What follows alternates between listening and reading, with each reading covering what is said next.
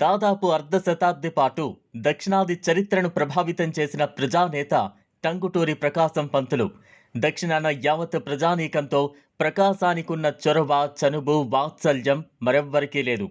పదవిలో ఉన్నా, పదవిలో లేకున్నా, కొన్ని సందర్భాలలో పదవులను తృణప్రాయంగా వదిలిపెట్టిన ప్రజా సంక్షేమమే ఊపిరిగా జీవించాడు. టంగుటూరి ప్రకాశం పంతులు ఆగస్టు 23, 1872లో ప్రకాశం జిల్లా వినోదరాయునిపాలెంలో సుబ్బమ్మ, గోపాలకృష్ణయ్య దంపతులకు జన్మించారు. 6 సంతానంలో ప్రకాశం ఒకరు. 11 సంవత్సరాలకే తండ్రి మరణించడంతో తల్లి తన బిడ్డలను సాకింది. ఈయన కూడా వారాలకు కుదిరి రోజుకో ఇంట్లో అన్నం తింటూ చదువుకున్నారు. తిరుగుబాటుతనం, అన్యాయాన్ని ఎదిరించడం, నిజాన్ని నిర్భయంగా చెప్పడం, మనసాక్షిగా వ్యవహరించడం ఆయనకు బాల్యం నుంచే అబ్బిన సహజ లక్షణాలు. లండన్లో బారిస్టర్ చదువుతున్న రోజుల్లో సిగార్ తాగి చిన్న ఉపన్యాసం ఇవ్వమని చెబితే తల్లికిచ్చిన వాగ్దానం కోసం నేను పొగ త్రాగి ఈ ఉపన్యాసం ఇవ్వను అని ఖచ్చితంగా చెప్పి ఆ దేశంలోనే చరిత్ర సృష్టించారు. రాజమండ్రిలో ఉద్దండులను ఓడించి చైర్మన్ కావడం, మద్రాసులో జడ్జిలను సైతం అపసవ్యంగా వ్యవహరిస్తుంటే ఎదురు తిరిగి సవ్య మార్గాన తేవడం, ఆంధ్ర రాష్ట్ర తొలి ముఖ్యమంత్రిగా 2000 మంది ఖైదీలను రాష్ట్రావతరణ సందర్భంగా విడుదల చేయడం వంటివి ఆయన సాహసోపేతమైన పనుల్లో మచ్చుకకు కొన్ని.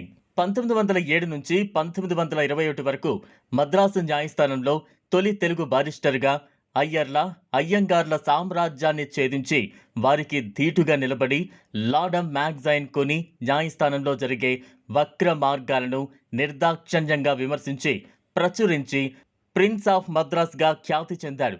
1921లో మద్రాసులో లక్షలు సంపాదించే లాయర్ వృత్తిని వదిలేసి స్వాతంత్రోద్యమంలో దూకిన మొట్టమొదటి ప్రఖ్యాత తెలుగు బారిస్టర్ ప్రకాశం కావడం విశేషం. స్వాతంత్ర సమరయోధుడుగా ఉంటూ అనేక ఉద్యమాల్లో టంగుటూరి ప్రకాశం పంతులు చురుగ్గా పాల్గొన్నారు. అలాగే ప్రత్యేకాంధ్ర రాష్ట్ర సాధనలో నిర్ణాయక పాత్ర పోషించారు. మద్రాసులో సైమన్ కమిషన్ వ్యతిరేక ప్రదర్శనలో తుపాకీకెదురుగా గుండె నుంచి ఆంధ్ర కేసరి అని పేరు పొందారు. జమీందారీ రద్దుకు ప్రకాశం పంతులు ఆర్దుడైనారు. తన సంపాదనను తృణప్రాయంగా వదులుకుని స్వరాజ్య పత్రికను నిర్వహించారు. ఆ పత్రిక ఆ రోజుల్లో ప్రభుత్వం గుండెల్లో రైళ్లు పరిగెత్తించింది. కాంగ్రెస్ సంస్థ అవినీతికి నెలవుగా మారిందని భావించి దాని నుంచి వైదొలిగి ప్రజా పార్టీ స్థాపించారు. 1952 ఎన్నికల్లో ఆంధ్రదేశమంతటా తిరిగి ప్రముఖులందరినీ ఓడించారు. కర్నూలు రాజధానిగా ఎంచుకోవడంలో పంతులు గారి దూరదృష్టి తొలుత అందరికీ అర్థం కాలేదు. కేవలం 13 నెలల కాలంలో అద్భుత నిర్ణయాలు అనేకం తీసుకున్నారు. అందులో ముఖ్యమైనవి వెంకటేశ్వర విశ్వవిద్యాలయ స్థాపన, ప్రకాశం బ్యారేజ్, గుంటూరులో హైకోర్టు స్థాపన, ఖైదీల విముక్తి, రైతులు, చేనేత కార్మికులపై పన్నుల ఎత్తివేత వీటిలో కొన్ని ఉదాహరణలు మాత్రమే. 1957 మే 20న ప్రకాశం కాలధర్మం చేసినప్పుడు ఆయన బద్ధ విరోధిగా పేరుపడ్డ కళా వెంకట్రావు నా తండ్రి ఈరోజు గతించాడు అనడం ఆ మహనీయుడి కరుణకు తార్కాణం.